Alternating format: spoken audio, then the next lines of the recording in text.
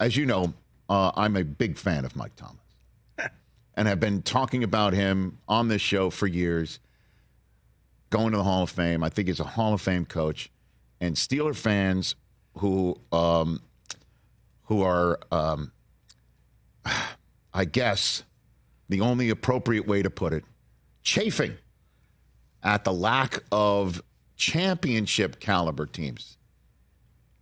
And, you know, in the same way that you, Chris, saw the Polaroid fading of Caleb Williams in a Patriot uniform going back to the future, sad.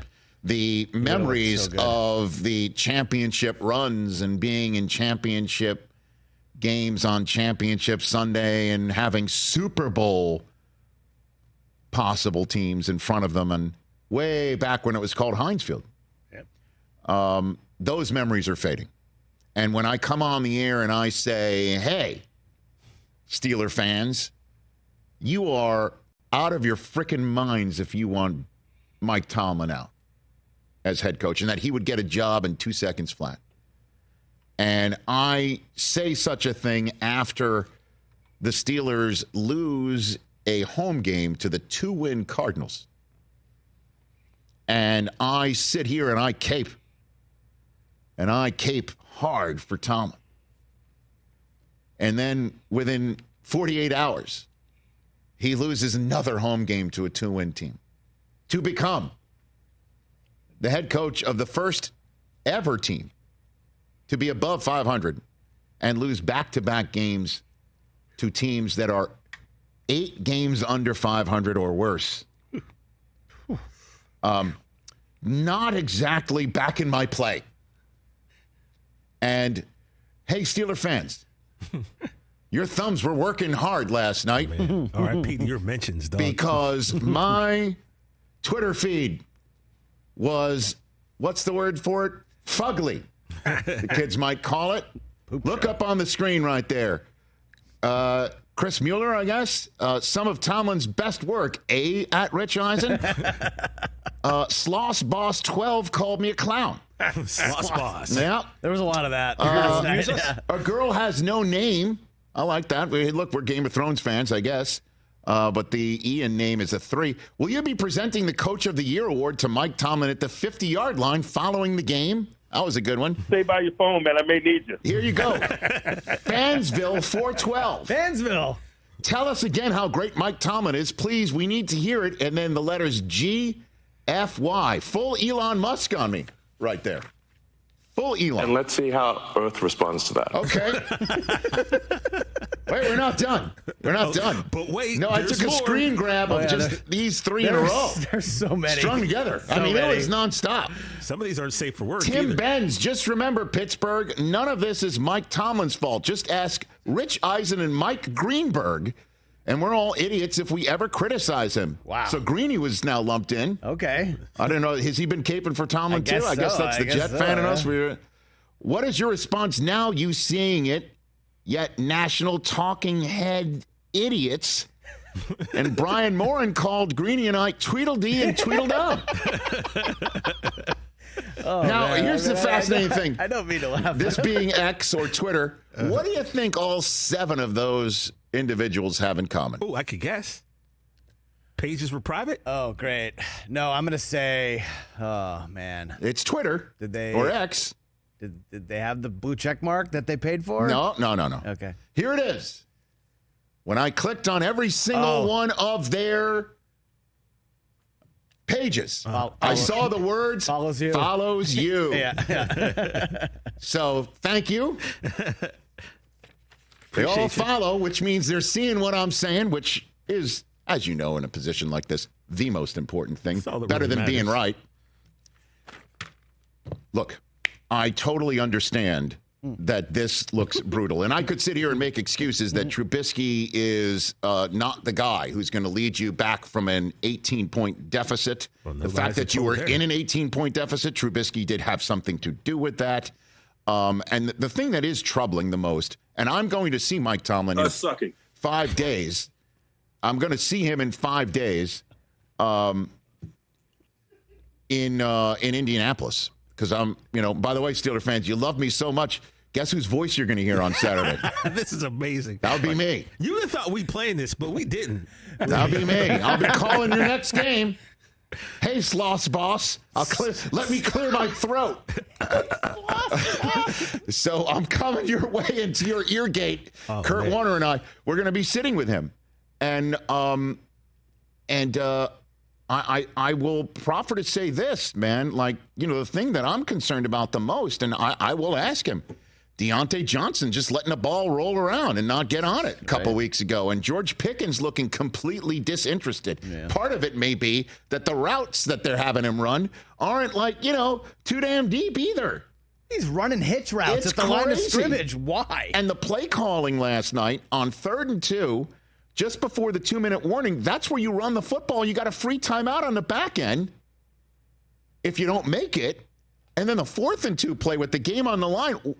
Did they not know the down? Is it possible that the down, they didn't know? They thought it was 3rd and 2 there? Because why in the world is he throwing a 50-50 jump ball with the game on the line? Chuck and duck, looking for a PI flag. What was that about? And by the way, that was not PI. No, I don't think so. That was great coverage and a good non-call. Well, with these refs nowadays, you never know. And I totally get it. Like, that rests, and I'm sure Tomlin would be a guy like, that's on me. Ultimately, the buck stops here. And so you're seeing some of these things that you don't ascribe to a guy who would have his team completely buttoned up. And I totally get Steeler fans have not seen a 10-win season since that 11-0 start when they went 1-5 to finish in 2018, and that's not what you want. So I understand your frustration. And I understand that, you've heard this from Tomlin before. This is what Mike Tomlin had to say after this mind-boggling and crushing loss on Thursday night to the 2-win Patriots. Mike, with back-to-back losses against these teams, where do you guys go from here? What is the direction? We get ready for our next opportunity next week. It's what we always do. Obviously, this stings, but we'll be back. Mike, at any point did you consider putting Mason in the game? I did. Mike, what gives you the confidence that you guys can be back after 2 losses? Because this is what we do.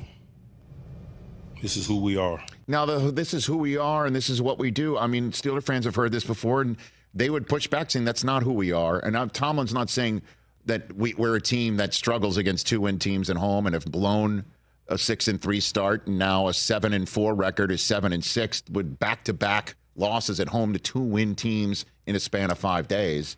That's not what he's saying. What we are is we're just going to block out the noise and put our noses to the grindstone and try and win a game in Indianapolis on a Saturday against a team that is playing better and is now ahead of them in the standings.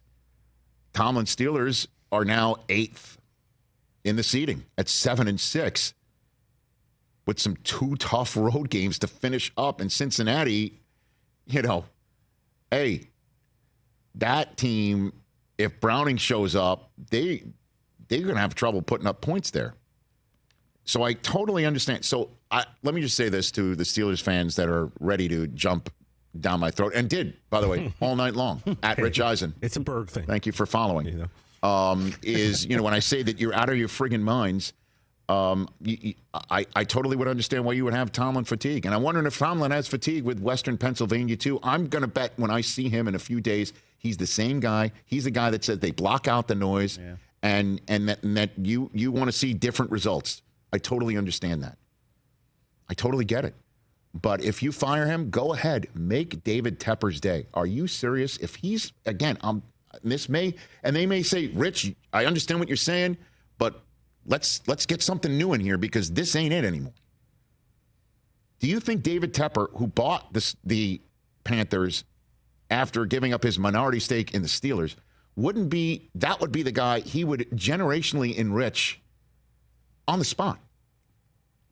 On the spot. Would Tomlin want that gig? I don't know. Is this sort of stuff going through his head right now? I doubt it. So, I guess let me downgrade my you're out of your friggin' minds. But Steelers have been out of a sticky situation like this before. Let's see what happens over the next final 4 games. But I hear you, Steeler fans. I hear you. And unfortunately for those that don't like what I have said, They get some more of you. Yes, you'll be hearing from me on NFL Network. Here's the deal. Your wordplay is always great, so I can't wait you, sir. to see what you're going to say during this game. Well, no. To reference it, because at some point, you're going to have to. But it's not about me when I call these games, to be straight up with you. It's about the game and about servicing the fan, about what I'm seeing and how I'm calling it, and I want you to hang with me for 3+ hours. And I love Steeler fans. I love Gardell. I love Manganello. I love every Steeler fan that I know. I love that city. I love the team. I love the organization. I love their coach. I don't love their results right now. Yeah. I got to be straight up about it. Yeah. And I totally understand why they're frustrated and angry and want to change. And I didn't say that 3 days ago. I hear you. Well, you have more information today than you had. But I didn't mute him, and I didn't block a single soul. Oh, good for you. I didn't. Good for you. Because I'm not going to tell Sloss Boss I don't care for you, sir. Who's the one who told me GFY? The Fansville guy. Fansville, yeah. Fansville. GFY. Somebody typed that in. And spaced it out so it went down. Yeah. Went down. But look, it was actually nice enough to not actually put the actual word in there. So that I'm means sure something. some people did. Oh, yeah. I was reading them too. I'm sorry. It's Sloss _boss 12. Oh. My bad. Can't leave that Hey, out. make sure. Give him a shout out. Give him a follow. He thinks I'm a clown. Like Tomlin. Catch the Rich Eisen Show every single day on the Roku channel, 12 to 3 Eastern, for free.